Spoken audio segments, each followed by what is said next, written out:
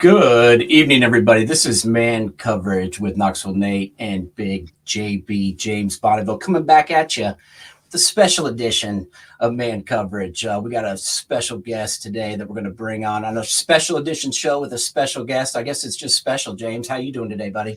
Hey, it's Monday. Any day to be a crap, but hey, it's hate week, and I've been eating a lot of pork, getting ready for Saturday. I believe it. We got a Free Floyd, baby. Free Floyd. Yeah, I hope you win. But we're going to go ahead and bring in our guest right now. We're going to pop him in and see if he's got us here. How y'all doing? Hey, Coach, you hear us okay, buddy? It's a little low, but I can hear you guys. Cool. Hey, we just wanted to, first off, thank you for coming on with us, Coach. We got a little signals crossed a little bit yesterday, so we really appreciate you taking the time to come on and talk to us tonight. And just wanted to dig in with you a little bit about what's going on here in Knoxville. I mean, growing up here and watching the Vols, especially when you played, it was, a bad season if we fell out of the top five, but it hadn't been that way the last 10 15 years, and we got a little bit of a resurgence now, and I just want to get your thoughts on what you've seen from this team so far in 2022 and why you think they've had success with this particular coaching staff. Well, I think it all starts with culture. I think Coach Hype was brought in a great culture in the program. I've actually had spoken to him on several occasions, got to meet him and got to know him, and he's brought in the right kids. And I think when you start with culture, they get your program back on track. I think in the past couple of years, we ain't had that culture there at the program, and had a lot of individuals and guys jumping in transfer portals. And I think he got the right committed kids in the program, and they're up and running, and they believed in the Hyper way. Now, you got recruited under, I want to say Johnny Majors, correct? Yeah, I was under Johnny Majors. What, growing up in, going to Hillsborough and Nashville, did you see, like, two-part question, do you feel like a lot of pressure to go to Tennessee, and what was your recruiting process like? Because it's got to be radically different than your son, who's going through the same process right now. Yeah, it's completely different. Actually, I was fortunate to go to a camp my junior year at Knoxville, and they actually offered me at that camp, me and Billy Williams at that time.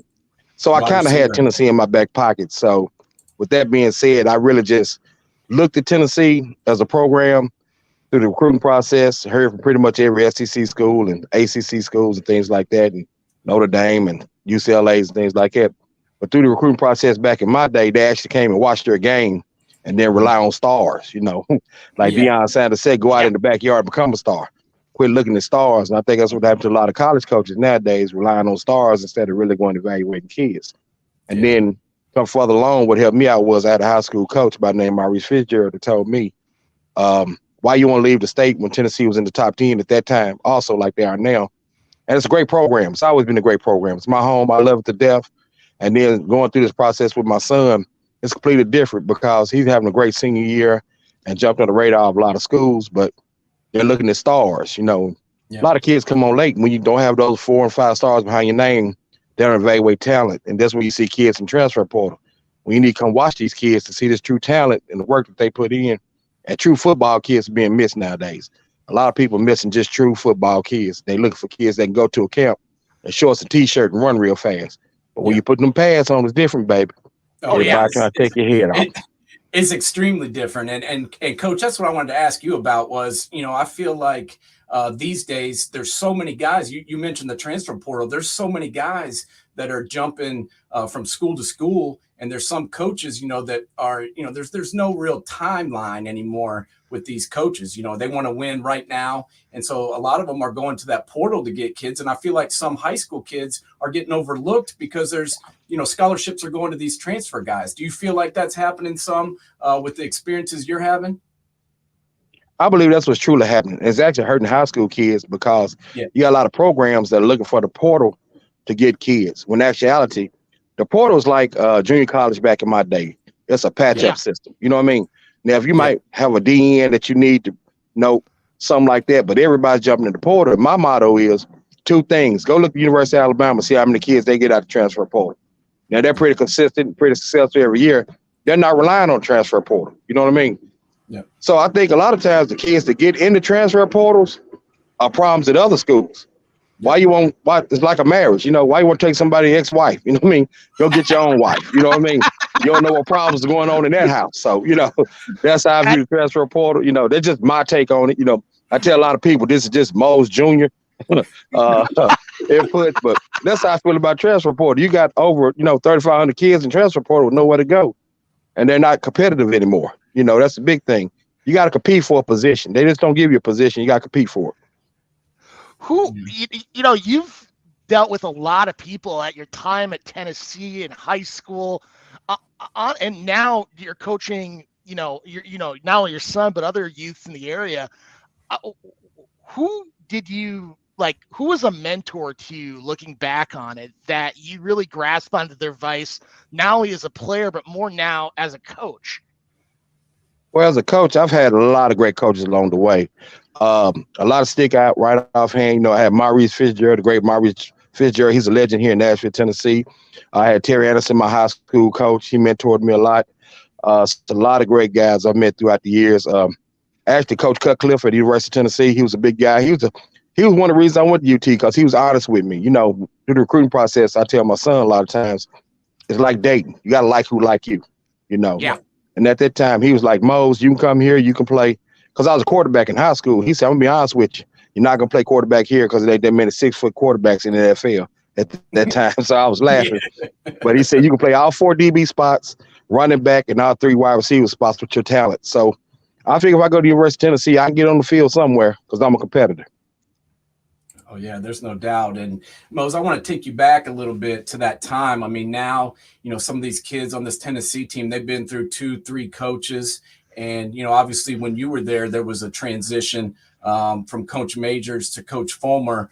What was that like? And what was that like for you guys as players to go through that? Obviously, Coach Fulmer was already on the staff, and I believe Coach Majors had a heart attack and had some health issues. But what was that like with you guys, and how did you guys persevere going through that transition?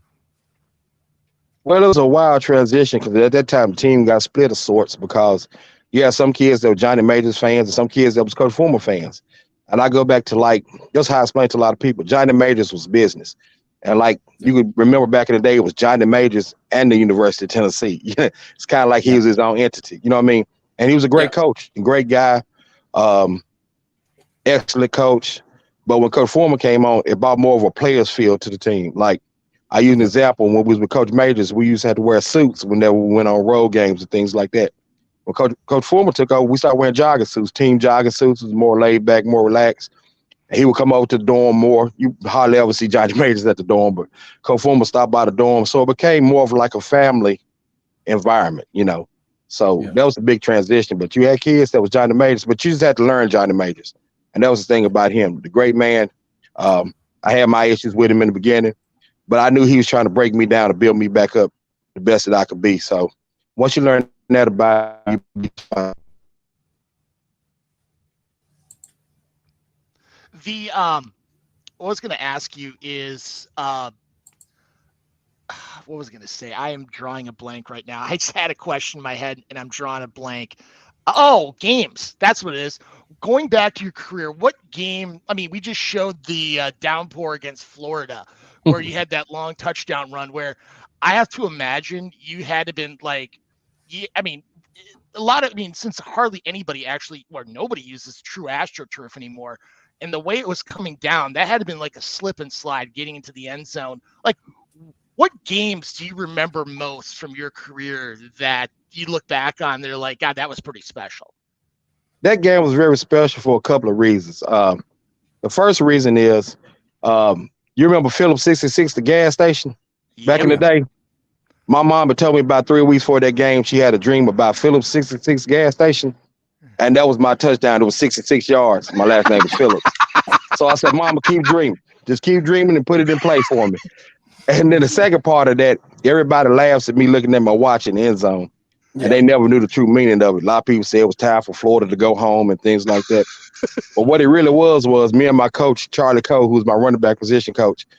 As you know, Tennessee back in the day, we get to the 1 or 2 yard line and we let little man dive over the top. We run 2 launch. And so he used to tell me all the time, if you're that good a running back, you just score from out, And literally, that was my first touchdown. And I was telling my position coach, it's about time I got in the end zone. So that's what that was about. I was a big jokester back then. That's hilarious, man. I never knew that story, but that brings it all to light. I was trying to think. I believe that you were on that team that played in Notre Dame, correct? The Miracle at South Bend. Was that when you were there, Mose? Could you repeat that again? I didn't hear it. I was saying the game in South Bend, the big comeback, the Miracle at South Bend. Where you were on that squad, weren't you? Let me tell you the story about that. Yeah, I was actually on that squad, but I didn't make that trip. I got hurt, I think, the week before that. I had hyperextended knee. So I'm at home in the dorm watching the game. Now, good friend of mine, Aaron Hayden, he'll tell you this to this day. Yeah. I was the king of screens. That's what I ran at UT, screens and draws. So he told me at the game, they was on the sideline, they was finna run the screen, and they was hollering, Phillips, get in. But of course, I was back in Knoxville. So he went in the game, and now he's known for the Miracle in South Bend. He owes me for that. Because I got the Florida one, and I got the South Carolina one. There would have been another one on my belt, but he got it. He's a great guy too, Aaron Hayden. Yeah, he is, man. He's got a kid too that's now playing running back at Ohio State. So it seems like I'm starting to feel old, Mose, because now all the guys I watched play ball are now got their boys playing, and it's making me feel a little bit old now. I think it's been a lost tradition at the program. You know, I've been outspoken on it several times. J.J. McCluskey's son, who went to play at Oklahoma State, then played at Tulane. You know, former player. You got Aaron Hayden's son playing there. We got a lot of cats that played at the university, and their kids are playing at other universities and actually beating us. Look at Amari Rogers, T. Martin's son. No, you're at Clemson winning national championships, but you're not at Tennessee. And I think that's where we lost our way with the past couple of coaches before Heupel that didn't pull the string and make those good choices back then, you know. So yeah, and that's a big thing, you know, with the coaching staffs. I know, you know, I played at Knoxville Catholic High School where Amari Rogers came from, and you know the old Coach Matthews. You know, he was big about bringing the alumni back and getting us involved. And I feel like, you know, coaches at the universities do the same thing. I just feel like Coach Heupel's done a better job of, you know, making the alumni feel comfortable coming back and feel welcome. Does you feel that from this new staff coming in? I feel that totally. Like I said, I've been with him on several occasions. When Al got inducted into the College Hall of Fame, they had a reception for him. All the players came back. Coach Heupel came to that. He actually came to Nashville several times. I went to hear him speak. We've hung out several times. He believed in culture. You know, like he told me he's from the University of Oklahoma. They had a big tradition, a big culture there. Because I asked him, I said, hey, are you here with us? Or you trying to get back to Oklahoma? You need to tell me because I'm straightforward. He said, Mose, I love Tennessee. He said, I don't want to go back there. He said, I don't feel like it about that school. We started laughing. He's where he wants to be. He said he's at home. And I said, that alone right there speaks volumes. And I know you'll be the guy for us. And that's what he has been. With these first 2 seasons, he's did a great job. So I think we headed in the correct direction. Not the right direction, the correct direction. Yeah, I agree. Hey, what's the best piece of advice you could give to, you know, a future coach, a future player about playing at the next level or just the game in general? We've asked that question of a lot of people, and it's amazing how we got a lot of different answers over the years. But as being a former player and now a coach, what wisdom could you partake on those new upcoming people? Well, I believe you got to be bought in. You know, think about today's times, no one's actually committed to something. Like you said before, coaches and players and everything want the microwave life. I want it to happen real fast. It's all about the process. You know, staying with the process and things like that, and being in high school levels, you deal with parents who try to prepare the path for the kid instead of prepare the kid for the path. And I actually got that from Dabo Sweeney when I heard him speak at a clinic. And I think transitioning to the next level, that's actually happening on the college level, because I've had a talk with several college coaches, and parents are still involved in the college game, you know, calling coaches while my son not playing, things like that. You raise a young man to go and do a job, and he has to go compete and earn that job. Just like in the real world, when you get a job, you got to go and earn that position. You got to earn that raise. You got to earn that promotion. But we don't want to do that nowadays. We want everything given to us. So just the process of staying true to what you believe in, I think it's a good thing for people making them jumps and making those moves. Yeah, making that grind. I think that's one thing that gets lost is if they lose it, they automatically got to run to another opportunity rather than, who knows? I mean, the person that beat you out for that job in August could have had a bad September, and you just got to wait on that opportunity to hit it and make the most of the chances you get. I completely agree with you. Yeah, and Mose, I got a question for you. With all that we were talking about with the recruiting, and with some of the high school kids getting pushed out with the transfer portal, what is your best advice, to your son and other kids that are fighting to try and get scholarships and get looks? What's the best thing they can do to kind of overcome some of the obstacles that they're facing with this new recruiting world that we're in? Well, most thing you have to do is, one, is trust the process. Believe all the work that you put in on a high school level that will pay off one day. Then two, like I explained to my son and like I took upon myself, get the marriage with the university, because coach is going to be gone tomorrow. And I told him this, and I tell all kids this, it's a double-edged sword. Meaning if your coach is winning, he's probably going to be gone and get a better job. If he's losing, he's probably going to get fired. So make sure it's a program that you want to spend the next 4 years of your life at, that you believe in the campus, the student body, the culture, trying to get accomplished what you want to get accomplished. It's not. I believe transfer portal is made for positions like quarterback because there's only one of them on the field. If you're a receiver and you're the transfer portal, people usually play 3 to 4 receivers. So if you can't crack 3 or 4 receiver lineup, it's not them. It's you, baby. So get in there and compete, and that's the biggest thing about the process. It's all about the process. Nobody wants to do the process anymore. Yeah. Well, luckily you guys are still going right now in the playoffs, right? So that's got to help too, getting a little bit of extra exposure with some of these playoff games. Talk to us a little bit about what the season has been like for you guys and what you're thinking about moving forward, as I believe you guys are still playing, correct? Actually, I'm at practice right now. We're actually outside. That's why I'm in the dark. We're in practice. I stepped off for a minute, but we're working and grinding. We got a great group of kids. We're actually, I want to say 11-1 right now. And got a big third round game this week. Yes, Beach High School, their program. And we've been a program the past couple of years to be a good test, but it's this time of year. It's football time of year. And it's that process of getting in there and grinding and enjoying the playoffs and making something special happen with kids. What position is your son going to be playing at? Because I see on 24/7 they're projecting him to play safety, and on 3 they're looking at more of an athlete. Is it school by school, or what's the process of what he's looking at right now between with Canley at Toledo and Fritz at Tulane, plus you got Pry and Coach Elliott in Virginia? What is what position is he going to play, and what's his thought process right now? What he's looking for? Well, actually, he plays safety. He's a 6'3", 180-pound safety. Also plays receiver. It's funny because he's up for the Hume Award this year, which is a Scholastic Athlete Award. He has a 3.8 GPA, 25 ACT. He has, I believe, 35 catches. We was doing this stuff today for the award. He has 35 catches, 14 touchdowns, like 166 yards. He has, I think, if your safety got a lot of tackles, your program's not good. So he got about 52, 53 tackles.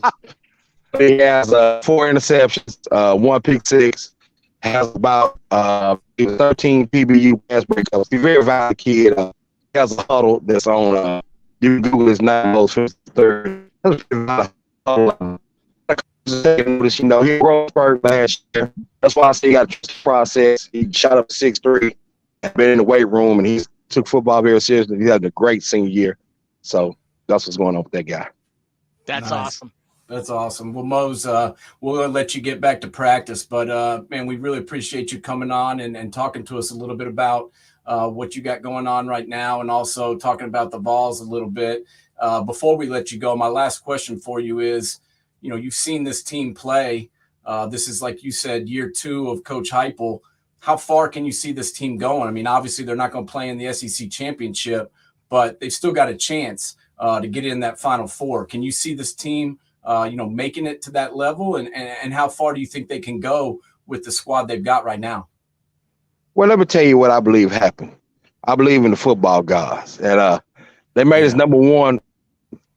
We played Georgia for a reason. They were 5. Ohio State, Michigan, they got a pro. We still don't play nobody. And see, I'm gonna leave that alone because I'm a SEC guy. So they'll knock each other out. You know what I mean? We're back in the, we've been playoffs. I think we're gonna get that national championship this year. I think the sky's the limit. I think what Coach Hyper got going on the offense is something special. Mainly the defense coordinators. Well, the receivers are lining up 1 year. He got one on that hill. And once you get the defense up and running, every week, blessing more and more. And I think big boys up front. Work.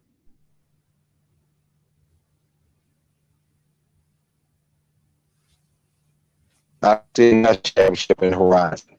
Yeah, no, I'm with you, Mose. I think they look good. I mean, if anybody can win, I think it's them. So I think we just lost coach, but that was, that's what I'm thinking, James. I mean, this team has got all the offense that you could ever imagine. And it seems like the defense is, playing pretty good too. So I think we still got them. That last part, it kicked me off. yeah, we lost you, but no, we're with you. We're with you. We think they got the offense. Is obviously they put up 66 on Missouri. The offense is still rolling, but what we've been most impressed with is the defense. The defense has been able to hold Georgia to 3 in the second half, and they were able to get stops against Bama when they needed to, and that's the key is when you've got those two components working together. So. I think, the sky's the limit for this team, and I think they might be there at the end. Like you said, they were number one going against Georgia. I think that loss actually may have helped them because, you go all the way undefeated. You start thinking maybe, hey, we're the greatest, but you get a loss under your belt. And I think, Coach, you tell me, I think this might be the best thing that could have happened to them going into these last couple of weeks. I believe that also. I live by the terminology, you can't make an omelet by breaking a few eggs. Yes, sir. Sometimes you got to have that loss to get back focused, And actually, on us here this year, we got one loss, and we won a couple big games early, and the kids started thinking it was them. Got caught up with a lot of back slaps, and that's just how society is nowadays. Social media, they make you think you're the world, but we tell them all the time the same people lift you up will be the same people tear you down. So you got to stay true to what you do, and I think that's what Tennessee doing now. I think that loss got us back refocused, and what they got going up on the hill is something special. So I think we're on the way to get us one. No doubt. Well, hey, go to Hendersonville, beat Beach this weekend, all right? Yeah, yes, sir. We'll get it done. All right, good luck, Coach. We'll be cheering for you, and hopefully after the Vols win the whole thing, we'll have you back on, and we'll all talk about it and celebrate a little bit, okay? We'll definitely do that. I have a party hat on when we do it, too. All right, absolutely. Coach. That sounds good. Thank appreciate you so it, guys. Anytime. Appreciate your time. Good luck at the rest of practice and the rest of the year, okay? Thank you. You have a good rest of the day. All right, buddy. Appreciate you. All right, guys, that was MOSE Phillips, the former running back at University of Tennessee, now the defensive coordinator at Cane Ridge High School here in Nashville, Tennessee, right down the road. As he mentioned, they got a big quarterfinal matchup coming up with Beach High School, which is a powerhouse here in Knoxville. They, as I mentioned, my alma mater, Knoxville Catholic High School, beat them in the state championship game in 2017. They had Jalen Hurd, the all-time leading rusher in Tennessee State history, played for them, and they've had some good squads. So I think this will be a good matchup. But it sounds to me like Coach knows what he's talking about. I mean, he's all about. He's been played at the highest level. He knows what it takes to be a winner, as he was on several big-time SEC teams for Tennessee and played for 2 championship coaches and Coach Fulmer and also obviously Johnny Majors. But it sounds like he knows what it takes to win. Don't you think, James?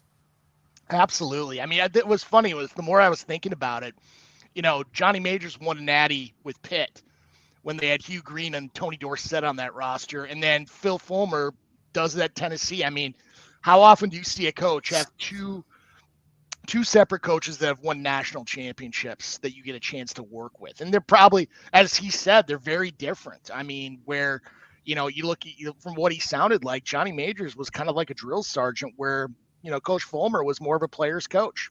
Yeah, I mean, I was really glad we had Mose on today because there was some stories that I never heard. I never really knew about the watch point Yeah. when I was at that game when he rumbled into the end zone against Florida, and Mose was a fullback, but if you think back at Tennessee, there was two guys, MOSE PHILLIPS and also Sean Bryson, who were basically turned into fullbacks because of the depth that those teams had at running back. Mose was talking about his boy Aaron Hayden, who played for the San Diego Chargers and played in the NFL, played at UT. But they also had James Littleman Stewart, who Mose also mentioned. That was a crowded backfield. But Mose wanted to get on the field. He pulled a fullback duty and still was able to get nearly 1,000 yards rushing, almost 700 yards receiving, tons of touchdowns and big plays. But he also open the holes up for those guys. That's the same thing with Aaron Hayden.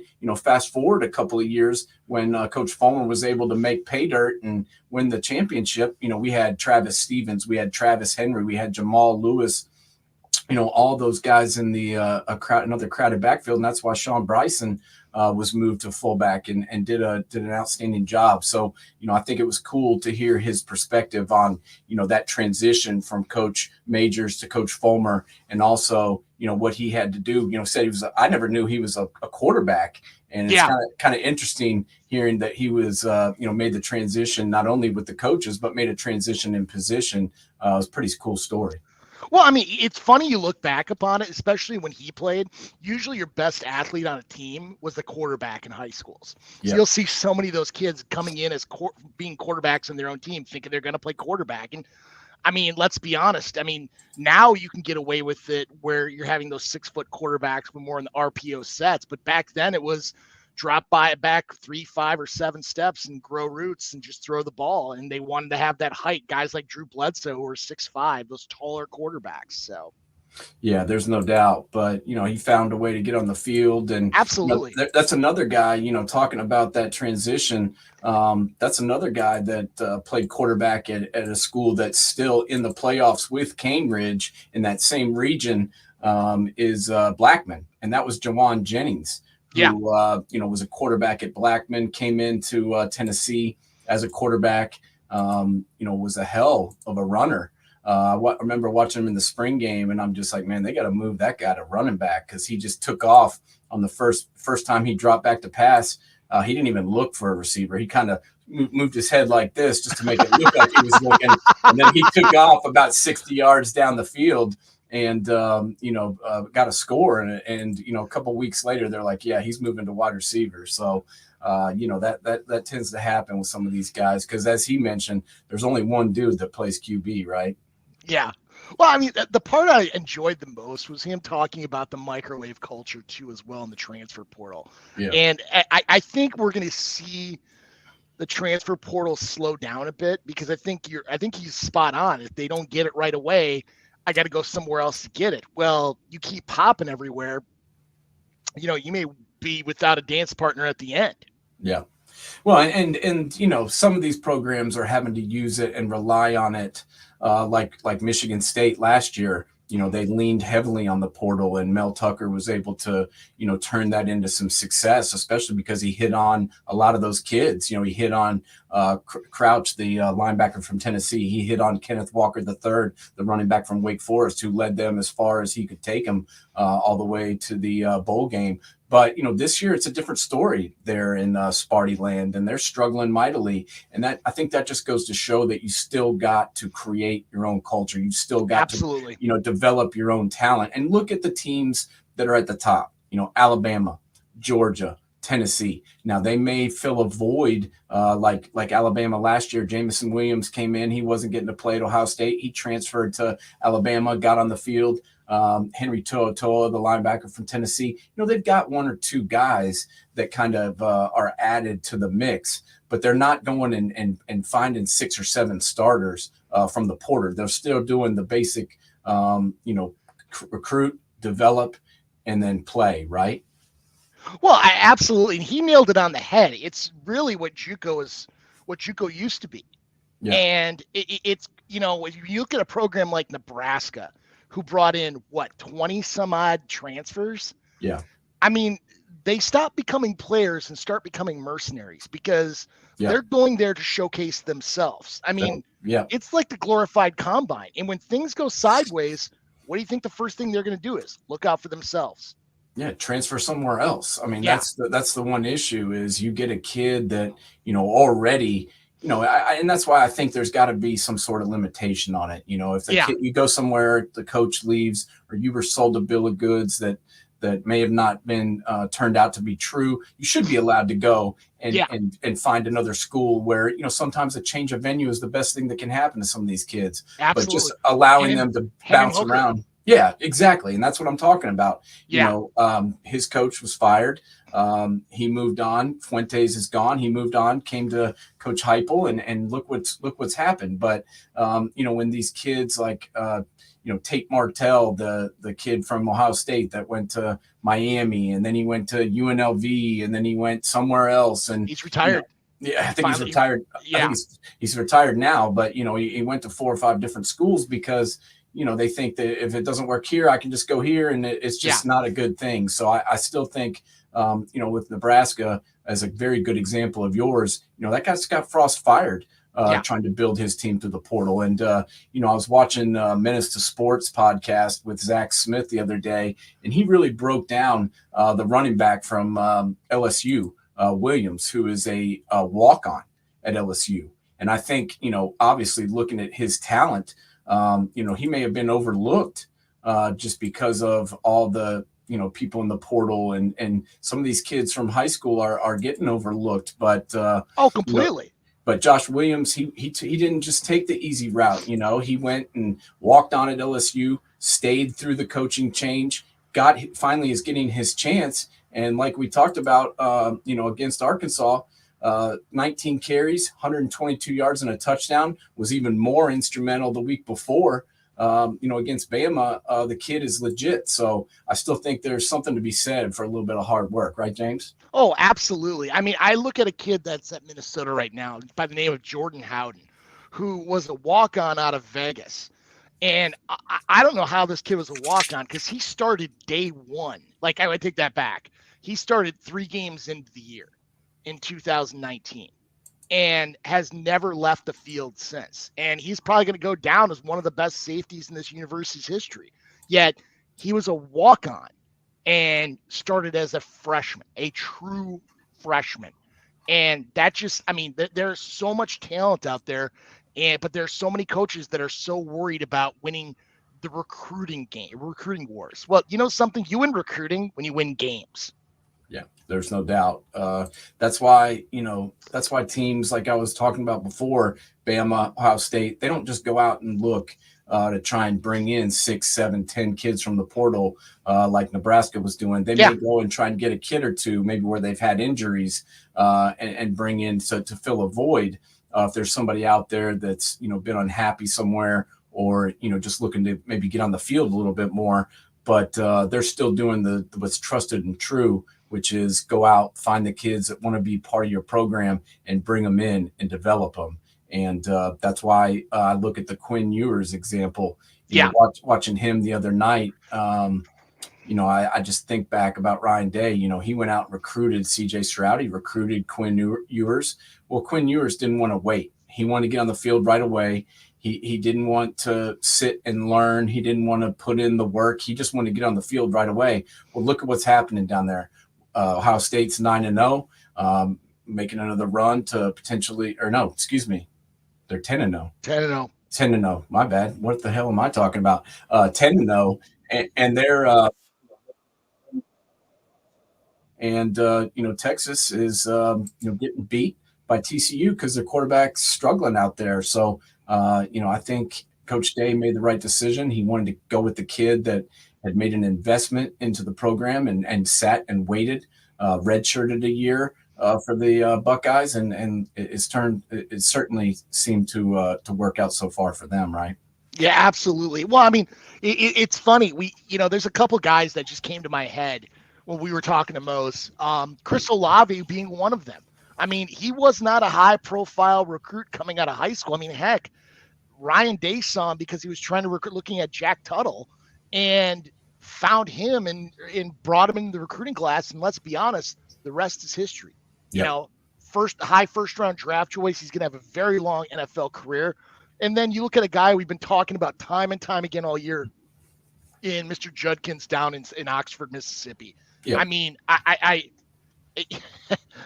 that kid, you sit there and watch him. How was he not a 5-star?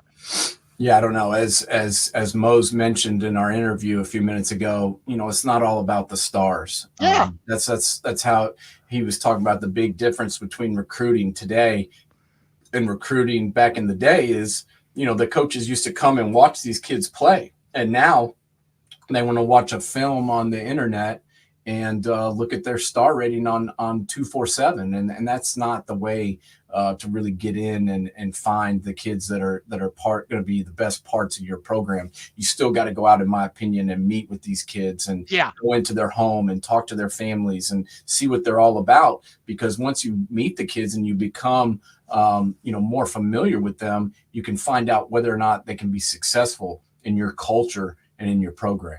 Absolutely. I mean, heck, if it was just trying to find the best athletes, Carl Lewis and Ben Johnson both would have been playing in the NFL. But how many guys have you seen that were fast as all but Jesus and couldn't catch a cold? I mean, heck, Troy Williamson. I'm talking about you, the former South Carolina Gamecock who played for the Vikings. Yeah, that did not work out so well. But anyway, we really appreciate MOSE Phillips, Coach Mose from Cambridge High School, former running back at the University of Tennessee, joining us tonight. We're going to have a big time show coming up this Sunday at 11 o'clock Eastern time. We're going to have the inventor of the spread, Mr. Tony Franklin, the coach. Tony Franklin is going to be on the show. And then we're also going to be bringing in former national championship winning offensive lineman Demetrius Knox from Ohio State. He's going to come on and talk to us a little bit about the Buckeyes and Maryland, which is going down this Saturday. So two big guests on Sunday at 11 a.m. Eastern. Come on and join us. We got a YouTube channel. We got our Twitter man_coverage, Facebook. Check it out and definitely tune in on Sunday for a big show. Tony Franklin's going to be great. Yeah, I'm looking forward to it. And Demetrius is a great guy too, man. You guys are really going to like him. Obviously a great football player, played in the NFL, was a all Big Ten performer for the Buckeyes, national champion. And now he's also a coach at his alma mater and is also the dean of athletics. So another good guy to get some information from and to bounce some things off about this new recruiting and football world that we live in, right? Absolutely. I mean, it's great that he's giving back to the youth that he, everything he learned and gleaned onto through his time playing the game.